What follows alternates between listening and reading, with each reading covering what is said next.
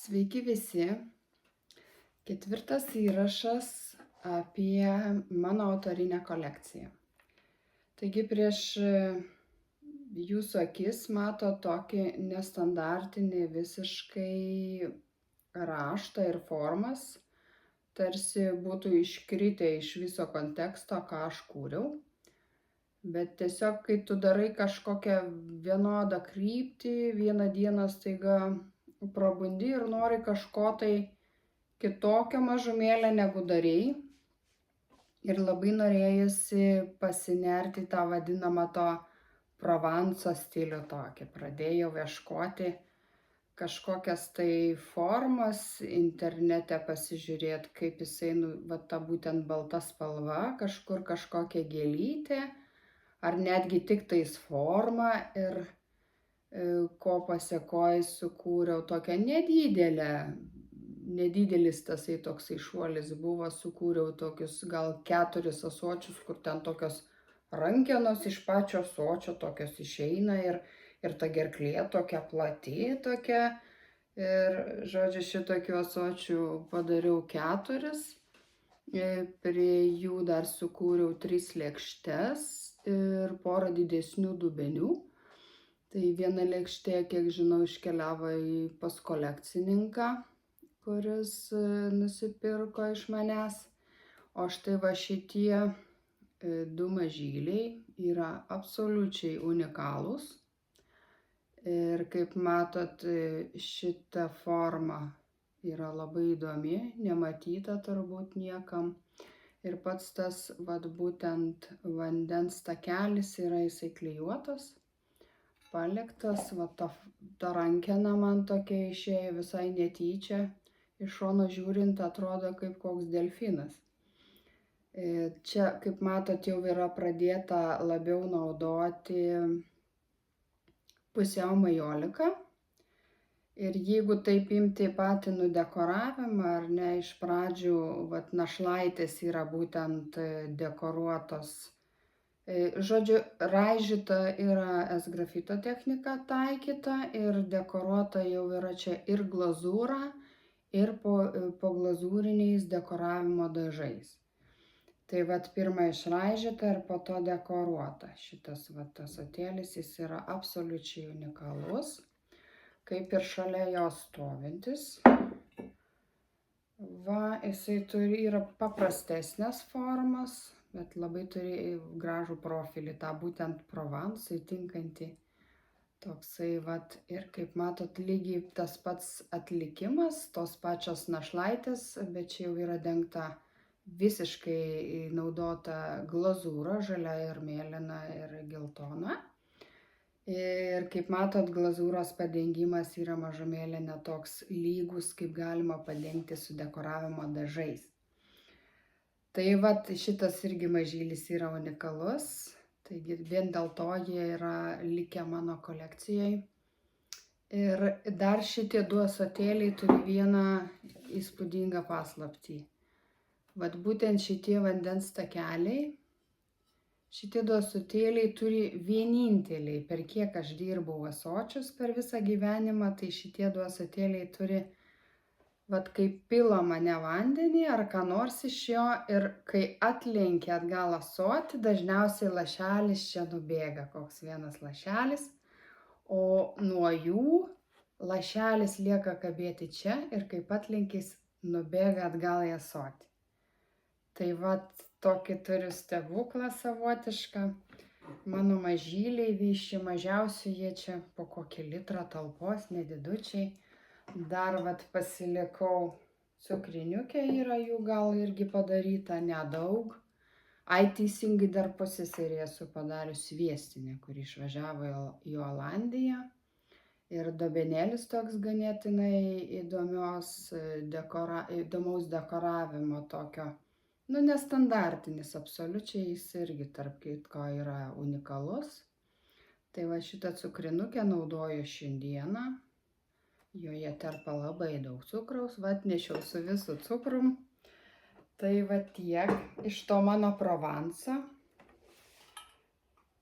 O dabar noriu pristatyti jums indą nuo kurio pradėjau plačiau naudoti aplamai. Pradėjau ir naudoti labiau pusiau majoliką kartu su S-grafito technika.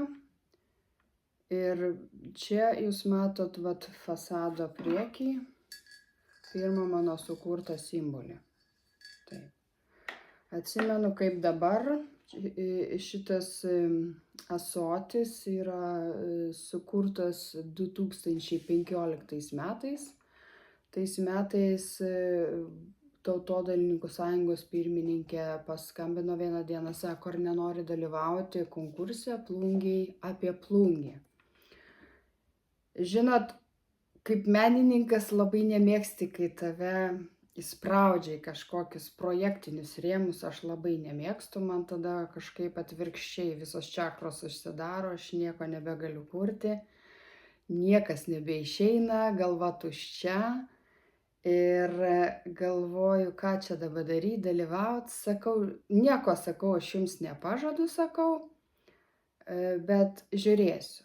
Grįžau namo, įlindau į internetą, galvoju, pasižiūrėsiu, ką čia apie tą Plungę, ko gal nežinau, gal kažko žinau apie tą mūsų garsų į Šventąjį Florijoną. Perskaičiau, kad Plungė buvo visiškai sudegusi kažkada, nes buvo centras visas medinis, visi pastatai mediniai.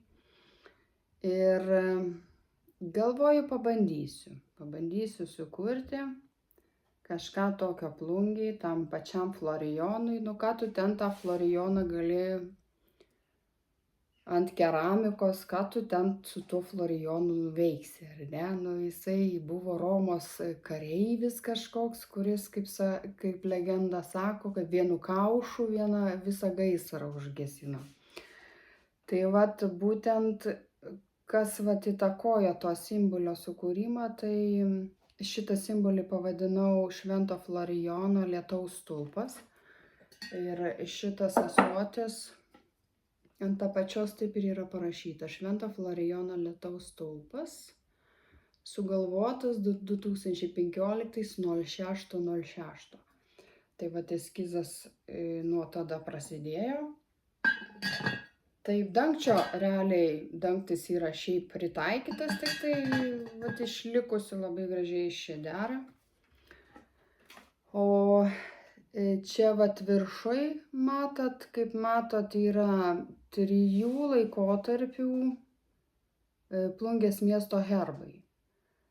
Plungės miesto herbai, tai vat centrinis yra Lietuvos didžiosios kunigaikštystės Plungės herbas. Čia va matot yra šitas, jeigu pagal laiką, tai yra kone sovietmečio laikų, jisai pats paprasčiausias toks, sakyčiau, centrinis man asmeniškai arčiausiai širdies, bet kadangi visi turbūt tie herbai miestų buvo sugeometrinti labiau į tokias vat formas, tai vat dabartinis atrodo va toks Plungės herbas. Taip pat, vat, ką reikėjo sukurti, kažkokią būtent pasakojimą, norėjau sukurti pasakojimą ir nuo šitos to ąsočio praktiškai prasidėjo mano parodos kūrimas raštų kalba, 3-osios parodos. Tai kaip matot, čia yra dangus, va tasai aukštas dangus ir visos sielos, kurios čia yra tame danguje. Kaip matot, tie bumbuliukai yra mūsų, va, ar dievai, ar protėviai, visi ten gyvena, aukštai danguje. Tarp kitko, su dangum turiu labai daug sukūrusi tokių ir raštų, ir simbolikos, parodysiu vėliau. Ir vat būtent reikėjo kažkaip išreikšti tą Plungės to Švento Florijono tą prisidėjimą prie to miesto. Ir va tie nameliai, kaip matote, yra visi mediniai, čia ta saulutė tokia. Ir tas vyturėlis, ar ne, mes matom, ką reiškia vat prisikelti iš naujo, tai miestas tarsi atgimė kaip tas vyturėlis, kiekvieną pavasarį atskrenda ir sako, štai vėl viskas iš naujo, vėl nauja pradžia. Tai va, šitie du ąsočiai, kaip sakant, keramikas niekada nedaro vieno. Tu privalai daryti du, mažiausiai kartais ir tris. Tai buvo padaryti du ąsočiai ir jie abudu buvo toj parodoj ir tai yra konkurso laimėtojas šitas ąsotis. Ir anas, nes jie praktiškai kaip du broliai dvyniai iš tikrųjų. Nors pas mane, aš labai džiaugiuosi, kad pas mane liko būtent tas originalas, kuris turi būtent va šitą mažą tarpelį, va šitą, su tom spalvom, kurias aš ir norėjau išreikšti pradžioj. Ir dar šitas turi vieną inkliuzą vadinamą. Va, jeigu galit pastebėti, kuris šitas bumbuliukas dabar yra. Man atrodo, va šitas bumbuliukas, matot, neturi kraštelio. Aš kai jį raižiau šitą raštą, tu automatiškai raižai bumbuliukus ir kažkodėl vieną praleidau. Ir tas praleistas bumbuliukas, kai jau indas išdegė pirmą degimą, ir žiūriu, aš jau dekoruoju juos ir aš žiūriu, kad tas bumbuliukas neturi kraštelio. Tai va šitas inkliuzas vadinasi labai įdomiai toksai majolikos inkliuzas ant pusiau majolikos. Nes jisai atitinka visas majolikos taisyklės, kada nereikia S-grafito technikos. Tai va toksai išskirtinis gražuolis, kuris pas mane irgi kolekcijai gyvena ir nežinau, ar jisai unikalus, greičiausiai ne, nes jisai turi brolį, kuris liko po konkursų laimėjimo, laimėtojas palieka vieną darbą kultūros namams.